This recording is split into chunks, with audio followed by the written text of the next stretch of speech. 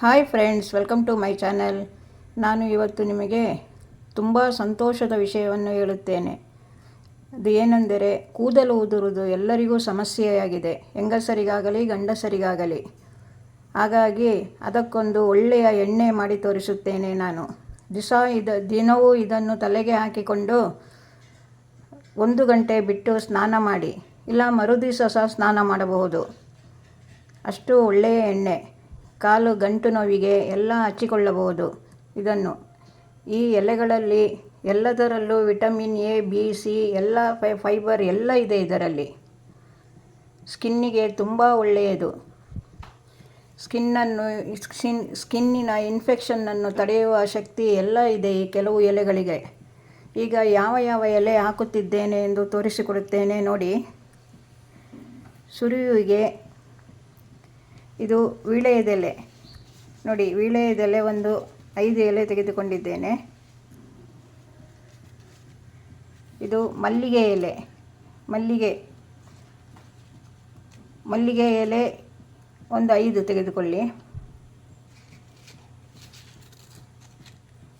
ಇದು ಪಾರಿಜಾತದ ಎಲೆ ನೋಡಿ.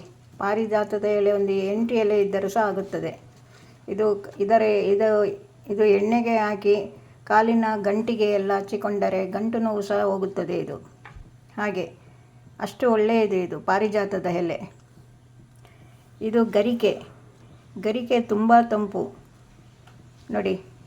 ಇದು ಎಣ್ಣೆಗೆ ಹಾಕುವುದರಿಂದ ತುಂಬ ಒಳ್ಳೆಯದು. ಇದು ದಾಸವಾಳದ ಎಲೆ. ದಾಸವಾಳದಲ್ಲಿ ಕಂಡೀಷನರ್ ಇದೆ, ಹಾಗಾಗಿ ಕೂದಲಿಗೆ ತುಂಬ ಒಳ್ಳೆಯದು ಇದು ತುಳಸಿ ತಂಪನ್ನು ಉಂಟು ಮಾಡುತ್ತದೆ ಮತ್ತು ಇನ್ಫೆಕ್ಷನ್ ಎಲ್ಲ ಹೋಗುತ್ತದೆ ತುಳಸಿ ಹಾಕಿದರೆ. ಇದು ಕರಿಬೇವಿನ ಎಲೆ ಅಂತೂ ತುಂಬ ಒಳ್ಳೆಯದು ಕೂದಲಿಗೆ. ಕೂದಲನ್ನು ಕಪ್ಪಾಗಿಸುವ ಶಕ್ತಿ ಇದೆ ಅದಕ್ಕೆ. ಇದು ಮದರಂಗಿ ಸೊಪ್ಪು ಎಲ್ಲರಿಗೂ ಗೊತ್ತೇ ಇರುತ್ತದೆ. ಇದು ಎಣ್ಣೆಗೆ ಹಾಕಿದರೆ ತುಂಬ ಒಳ್ಳೆಯದು. ಇದು ಬಿಲ್ಲಪತ್ರೆ ಸಹ ಒಳ್ಳೆಯದು. ಇದನ್ನು ಒಂದು 5-6 ಎಸಳು ಹಾಕಿ. ಇದು ಬೇವಿನ ಎಲೆ ಚರ್ಮಕ್ಕೆ ತುಂಬ ಒಳ್ಳೆಯದು. ಚರ್ಮ ಕೆರೆತ ಅದೆಲ್ಲ ಇದ್ದರೆ ಬೇವಿನ ಎಲೆಯಲ್ಲಿ ಹೋಗುತ್ತದೆ. ಇದು ತಿಮರೆ, ಒಂದೆಲಗ ಸೊಪ್ಪು. ಇದು ಕೂದಲನ್ನು ಕಪ್ಪಾಗಿಸುವ ಶಕ್ತಿ ಇದೆ ಇದಕ್ಕೆ. ಇದು ಸಹ ಒಂದು ಹಿಡಿ ಹಾಕಿ. ಇದು ಎಷ್ಟು ಹಾಕಿದರೂ ಒಳ್ಳೆಯದೇ. ತುಂಬ ಇದ್ದರೆ ತುಂಬ ಸಹ ಹಾಕಬಹುದು, ಎಷ್ಟು ಬೇಕಾದರೂ ಹಾಕಬಹುದು. ಇದು ನಿಂಬೆಹಣ್ಣಿನ ಎಲೆಯಲ್ಲೂ ಚರ್ಮ ತುರಿಕೆಯನ್ನು ಕಡಿಮೆ ಮಾಡುವ ಶಕ್ತಿ ಇದೆ. ಇದು 2 ನಿಂಬೆಹಣ್ಣು. ಇದು 1 ಚಮಚ ಜೀರಿಗೆ, 1 ಚಮಚ ಮೆಂತ್ಯ ಪುಡಿ ದೊಡ್ಡ ಚಮಚದಲ್ಲಿ. ಇದು ಲವಂಗ, ಒಂದು 5 ಲವಂಗ ನೋಡಿ. ಒಂದು 5 ಲವಂಗ, ಇಷ್ಟು ಚಕ್ಕೆ, ಇಷ್ಟು ಸಾಮಗ್ರಿಗಳು ಬೇಕು. ಈಗ ಎಣ್ಣೆ ಮಾಡಿ ತೋರಿಸುತ್ತೇನೆ. ಈಗ ಇದನ್ನೆಲ್ಲ ನೀವು ಏನು ಮಾಡಬೇಕೆಂದರೆ ಚೆನ್ನಾಗಿ ತೊಳೆದು ಎಲೆಯನ್ನೆಲ್ಲ ಒರೆಸಿಕೊಳ್ಳಬೇಕು. ಇದಕ್ಕೆ ಸ್ವಲ್ಪ ಕೆಲಸ ಇದೆ, ಅರ್ಜೆಂಟ್ ಮಾಡಿದರೆ ಆಗುವುದಿಲ್ಲ. ಇದನ್ನೆಲ್ಲ ಚೆನ್ನಾಗಿ ತೊಳೆದುಕೊಂಡು ಬಂದು ಚೆನ್ನಾಗಿ ಒರೆಸಿಕೊಂಡು ಈ ಎಲೆಗಳನ್ನೆಲ್ಲ ಪುಡಿ ಮಾಡಿಕೊಳ್ಳಬೇಕು. ಅಂದರೆ ಮಿಕ್ಸಿಗೆ ಹಾಕಿಕೊಂಡು ಪೇಸ್ಟ್ ಮಾಡಿಕೊಳ್ಳಿ. ಒಂದೊಂದಾಗಿ ಮಿಕ್ಸಿಗೆ ಹಾಕಿ ಪುಡಿ ಮಾಡಿಕೊಳ್ಳಿ ನೋಡಿ. ಒಂದೊಂದೇ ಹಾಕಬೇಡಿ, ಎಲ್ಲ ಹಾಕಿ ಒಟ್ಟಿಗೆ ಹಾಕಿ. ಎಷ್ಟಾಗುತ್ತದೋ ಅಷ್ಟು ಹಾಕಿ ಪುಡಿ ಮಾಡಿಕೊಳ್ಳಿ ನೋಡಿ. ಇದು ಮದರಂಗಿ ಎಲೆ, ಕಹಿಬೇವಿನ ಎಲೆ, ಇಷ್ಟನ್ನು ಹಾಕಿ ಈಗ ಒಂದು ಸಾರಿ ಪುಡಿ ಮಾಡಿ. ನಾನು ಎಲ್ಲ ತೊಳೆದುಕೊಂಡು ಒರೆಸಿಕೊಂಡೇ ಇಟ್ಟುಕೊಂಡಿದ್ದೇನೆ. ನೀರು ಹಾಕಿಕೊಳ್ಳಬಾರದು, ನೆನಪಿರಲಿ. ನೀರು ಹಾಕಿಕೊಳ್ಳಬೇಡಿ ಇದಕ್ಕೆ. ಈಗ ಒಂದೊಲಗೆ ಸೊಪ್ಪು ಹಾಕಿದ್ದೇನೆ, ತಿಮರೆ ಅಂತ ಹೇಳುತ್ತಾರೆ. ಇದರ ಒಟ್ಟಿಗೆ ಇದೆಲ್ಲ ಹಾಕಿ, ಚಕ್ಕೆ, ಲವಂಗ, ಮೆಂತ್ಯ ಪುಡಿ, ಜೀರಿಗೆ. ಇದು ಪಚ್ಚೆ ಕರ್ಪೂರ ಹಾಕಲೇಬೇಕು ನೀವು ಇದಕ್ಕೆ ನೋಡಿ. ಎಷ್ಟು ಹಾಕಬೇಕು. ಪಚ್ಚ ಕರ್ಪೂರ ತಲೆಯಲ್ಲಿ ಗಾಯಗಳೆಲ್ಲ ಆಗಿದ್ದರೆ ಅದನ್ನೆಲ್ಲ ನಿವಾರಣೆ ಮಾಡುತ್ತದೆ ಪಚ್ಚ ಕರ್ಪೂರ. ಹಾಗಾಗಿ ಪಚ್ಚ ಕರ್ಪೂರ ಹಾಕಲೇಬೇಕು. ನೋಡಿ ಈ ರೀತಿ ಪುಡಿ ಮಾಡಿಕೊಳ್ಳಿ. ನೋಡಿ ಈ ರೀತಿ ಆದರೆ ಸಾಕು. ನೋಡಿ ಹೀಗೆ ನೋಡಿ ಇಷ್ಟಾದರೆ ಸಾಕು. ಇದಕ್ಕೆ ಕರಿಬೇವಿನ ಎಲೆ, ದಾಸವಾಳದ ಎಲೆ, ನಿಂಬೆಹಣ್ಣು, ಪಚ್ಚೆ ಕರ್ಪೂರ, ದೇವರಿಗೆ ಹಚ್ಚುತ್ತೇವಲ್ಲ ಆ ಕರ್ಪೂರ ಅಲ್ಲ, ಪಚ್ಚೆ ಕರ್ಪೂರ ಅಂತ ಸಿಗುತ್ತದೆ ಅದು. ಇದೆಲ್ಲ ಮುಖ್ಯವಾಗಿ ಬೇಕೇ ಬೇಕು. ಒಂದೆಲಗ ಸೊಪ್ಪು ಅದೆಲ್ಲ ಬೇಕೇ ಬೇಕು. ಗರಿಕೆ ಅದೆಲ್ಲ ಸಿಗದಿದ್ದರೂ ಆಗುತ್ತದೆ. ತುಳಸಿ ಅದೆಲ್ಲ ಬೇಕೇ ಬೇಕು. ಚಿಕ್ಕಿದರೆ ಎಲ್ಲ ಹಾಕಿ, ನಾನು ಹೇಳಿದ್ದೆಲ್ಲ ಸಿಗುತ್ತದೆ, ಎಲ್ಲ ಹಾಕಿ. ಇಷ್ಟು ಹಾಕಿದರೆ ಸಾಕು. ಇದನ್ನು ಎಣ್ಣೆ ಮಾಡಿ ತಲೆಗೆ ಹಚ್ಚಿಕೊಳ್ಳಿ. ಕೂದಲು ಎಲ್ಲಿ ಉದುರಿದೆ ಅಲ್ಲಿ ಸ್ವಲ್ಪ ಎಣ್ಣೆ ಹಾಕಿ ಹೀಗೆ ಉಗುರಿಂದ ಹೀಗೆ ಆ ಹೋದ ಜಾಗಕ್ಕೆ ಮಸಾಜ್ ಮಾಡಿ. ಹೀಗೆ ಕೆರೆತ ಹೀಗೆ ಸ್ವಲ್ಪ ಕೆರೆಯಬೇಕು. ಹೀಗೆ ಒಂದು 10 ನಿಮಿಷ ಹೀಗೆ ಮಾಡಿ ಮತ್ತೆ ಬಿಡಿ. ಇದನ್ನು ಯಾವಾಗಲೂ ಉಪಯೋಗ ಮಾಡಿಕೊಂಡೇ ಬರಬೇಕು. ಆಗ ಇದ್ದ ಕೂದಲು ಉದುರುವುದಿಲ್ಲ. ಕೂದಲು ಬೆಳೆಯುತ್ತದೆ ವಿನಃ ಉದುರುವುದಿಲ್ಲ. ಹಾಗೆ ಮಾಡಿ ನೋಡಿ. ಚೆನ್ನಾಗಿದ್ದರೆ ನನಗೆ ಕಮೆಂಟಲ್ಲಿ ತಿಳಿಸಿ ಫ್ರೆಂಡ್ಸ್. ಈಗ ಎಣ್ಣೆ ಹೇಗೆ ಮಾಡುವುದೆಂದು ತೋರಿಸಿಕೊಡುತ್ತೇನೆ. ಈಗ 2 ನಿಂಬೆಹಣ್ಣಿದೆ. ಇದನ್ನು ಕಟ್ ಮಾಡಿ ಇದರ ರಸ ಮಾತ್ರ ತೆಗೆದುಕೊಂಡು ಇಟ್ಟುಕೊಳ್ಳಿ. ನೋಡಿ ಫ್ರೆಂಡ್ಸ್, ಈ ಥರ ದಪ್ಪ ಬಾಣಲೆ ಇಟ್ಟುಕೊಳ್ಳಬೇಕಿದು. ತೆಳುವು ಬಾಣಲೆ ಇಟ್ಟುಕೊಳ್ಳಬೇಡಿ, ದಪ್ಪ ಬಾಣಲೆ ಇಟ್ಟುಕೊಳ್ಳಿ. ಇದಕ್ಕೆ 1 ಲೀಟರ್ ತೆಂಗಿನೆಣ್ಣೆ ಹಾಕುತ್ತಿದ್ದೇನೆ. ಇದು ಚೆನ್ನಾಗಿ ಎಣ್ಣೆ ಕಾಯಬೇಕು. ಆ ನಂತರ ಅದನ್ನೆಲ್ಲ ಹಾಕಬೇಕು. ಸುರುವಿಗೆ ಹಾಕಬೇಡಿ. ಇದು ಎಣ್ಣೆ ಕಾಯಲಿ ಚೆನ್ನಾಗಿ. ನೋಡಿ ಈ ರೀತಿ ಇದು ಸ್ವಲ್ಪ ಎಣ್ಣೆ ಚೆನ್ನಾಗಿ ಕಾಯಲಿ. ಇದು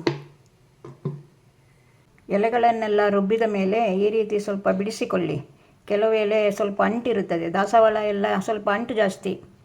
ಹಾಗಾಗಿ ಹೀಗೆ ಬಿಡಿಸಿಕೊಳ್ಳಿ. ಇಲ್ಲದಿದ್ದರೆ ಹೀಗೆ ನೋಡಿ ಈ ರೀತಿಯೇ ಎಣ್ಣೆಗೆ ಹಾಕಬಾರದು. ಸ್ವಲ್ಪ ಬಿಡಿಸಿಕೊಳ್ಳಬೇಕೆಲ್ಲ.